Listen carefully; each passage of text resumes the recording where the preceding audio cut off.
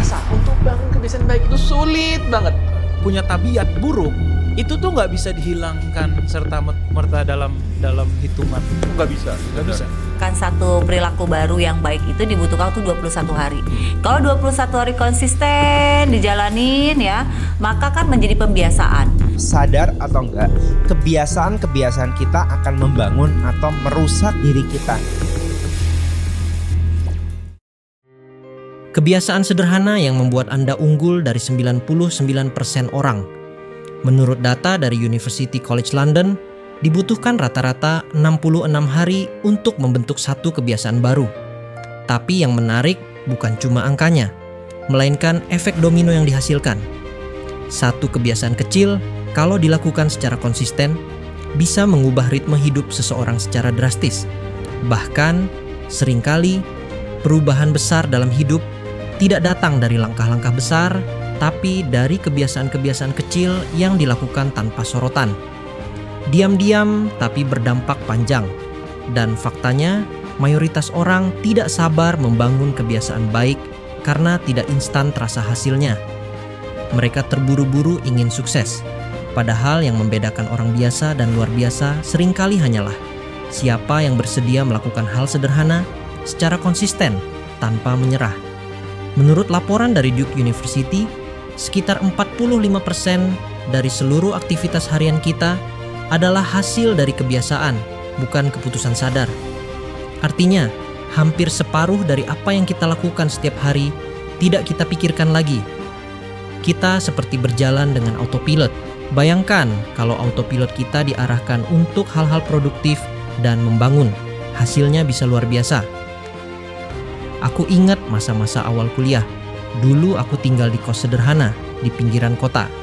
Tiap pagi aku bangun lebih awal, bukan karena rajin, tapi karena kamar mandinya cuma satu dan rebutan. Tapi ternyata dari kebiasaan bangun pagi itu, aku mulai membaca buku 10-15 menit tiap hari.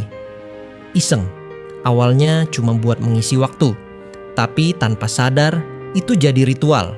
Dari yang tadinya satu halaman jadi satu bab. Dari yang tadinya buku motivasi, bergeser ke psikologi, ekonomi, dan bahkan filsafat. 4 tahun kemudian, aku baru sadar kalau pola pikirku terbentuk dari ritual sederhana itu. Dari kebiasaan membaca, aku jadi terbiasa mencatat.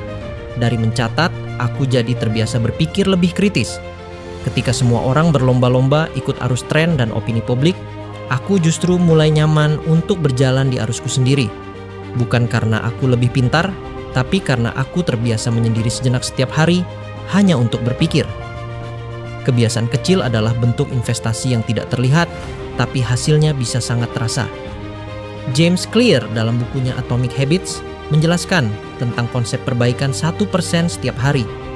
Artinya, kalau hari ini kamu hanya menjadi 1% lebih baik dari kemarin, maka dalam setahun kamu akan jadi 37 kali lebih baik dari dirimu yang dulu. Kuncinya adalah konsistensi, bukan intensitas. Psikolog juga sudah lama meneliti kekuatan kebiasaan. Dalam jurnal Annual Review of Psychology, disebutkan bahwa lebih dari 40% dari tindakan kita setiap hari sebenarnya adalah kebiasaan, bukan keputusan sadar. Jadi, kalau kamu bisa sedikit saja menggeser arah kebiasaanmu, misalnya dengan mengganti kebiasaan scroll media sosial di pagi hari menjadi menulis jurnal atau membaca, maka kamu sedang membentuk arah hidupmu secara nyata. Sebenarnya ada beberapa kebiasaan sederhana yang kelihatannya sepele, tapi bisa membedakan kamu dari 99% orang lain. Di antaranya, pertama, menulis jurnal harian.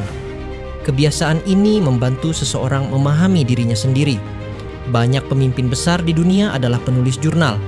Mereka belajar dari pikiran dan emosinya sendiri. Kedua, membaca 10 halaman buku per hari.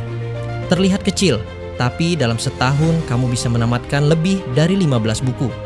Bandingkan dengan orang lain yang tidak membaca sama sekali. Ketiga, bangun di waktu yang sama setiap hari.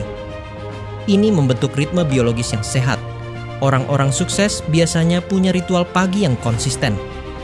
Keempat, membuat to-do list. Satu kebiasaan kecil yang membentuk rasa tanggung jawab dan kejelasan arah. Dan kelima, melakukan evaluasi mingguan. Duduk sebentar, meninjau apa yang berhasil dan tidak selama seminggu. Ini meningkatkan kesadaran dan mempercepat pertumbuhan. Kebiasaan sederhana lainnya yang mungkin terlihat remeh, tapi berdampak besar adalah berterima kasih secara sadar setiap hari. Dalam studi dari UC Berkeley, orang yang menuliskan 3 hal yang mereka syukuri setiap hari menunjukkan peningkatan signifikan dalam kebahagiaan dan penurunan stres setelah hanya 3 minggu. Bayangkan, hanya dengan mengubah fokus dari keluhan ke rasa syukur, kamu bisa mengubah suasana batinmu setiap hari. Dan dari semua itu, kebiasaan terbaik yang bisa kamu mulai hari ini adalah menyadari pola hidupmu. Apa yang kamu lakukan secara berulang? Apakah itu membantu dirimu menjadi lebih baik atau justru membuatmu stagnan?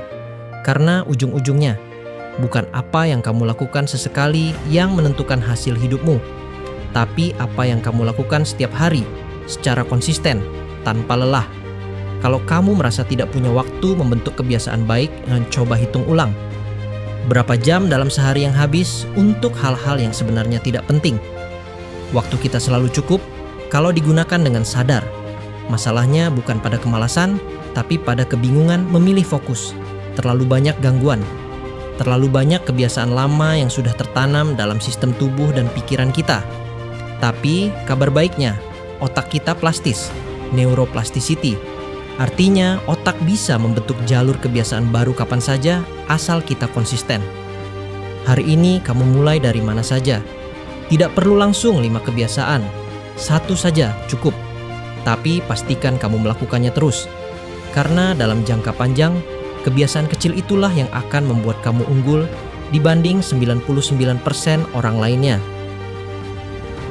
Kalau kamu sudah punya kebiasaan kecil yang berdampak besar dalam hidupmu, coba tulis di komentar. Mungkin ceritamu bisa menjadi inspirasi bagi banyak orang. Dan sampai jumpa di video berikutnya.